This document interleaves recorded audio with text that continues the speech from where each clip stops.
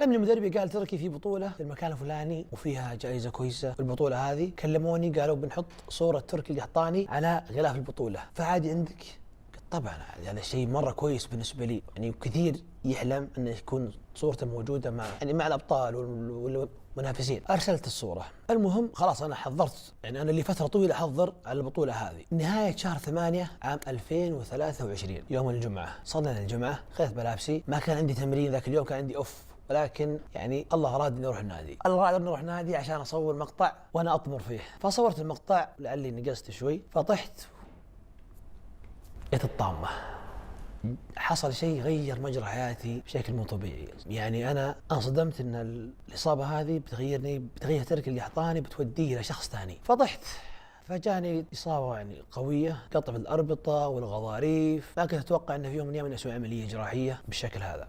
رحت على طول، طلعت من النادي، رحت للاخصائي، فشاف اصابتي قال لي، انا اذكر حتى الكلمه، قال اخشى انه الاربطه الغضاريف تقطعت عندك بالكامل. فقلت يمكن يعني اخطا في الوصف. فيوم جاء يوم الاحد رحت سويت اشعه، فعلا كل شيء في الركبه بح. فانا قدامي امرين، اما اني اتحمل الالم واستمر عمري كله وانا اتالم، وهذا خطا، لان في المستقبل بتجيني مشاكل صحيه انا في غنى عنها، او اسوي العمليه وتوكل على الله سبحانه وتعالى. استخرت الاسبوع بعد الاصابه، قعدت استخير، قلت لها بصبر شوي، وحصل جدا شيء كويس، فتح تسجيل جامعه الملك سعود الدراسات العليا في مجال الرياضه، فقدمت وقبلت. قلت خلني ادرس، طالما أنا وقفت على مجال البطولات خليني أكمل دراستي، أستفيد بشيء كويس. فعلا درست وسويت العملية.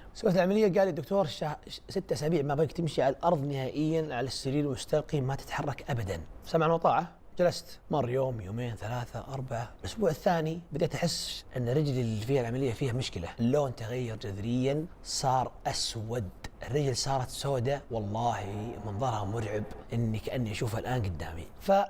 صورت وارسلت الى الدكتور، والدكتور معطي يعني عنده منسقه، فمن اسباب تدهور حالتي المنسقه، فترسل للدكتور وكان يقول، كانت تجيني رساله محوله، لا ما عليه، ما في شيء، والرجل شكله مو طبيعي. فالحمد لله جتني جلطه، جميع الشرايين اللي في الرجل تسكرت، لولا رحمه الله سبحانه وتعالى وذكاء الاخصائي حقي كان حصل شيء انا يعني كارثي اعظم من الجلطه. فجت جلطه بعد ما انسدت جميع الشرايين في الرجل، قعدنا فتره نعالج، طبعا وقفت العلاج طبيعي كامل، ما اقدر اتحرك ولا اقدر اسوي شيء، فقط في السرير. الالم اذا كان هو بمقياس 10 انا 80 ممكن، والله من قوه الالم اني اضرب راسي في جدار عشان يخف، عشان الالم يروح مكان ثاني. بس يوم، يومين، 3، 4، 5، 6 بعد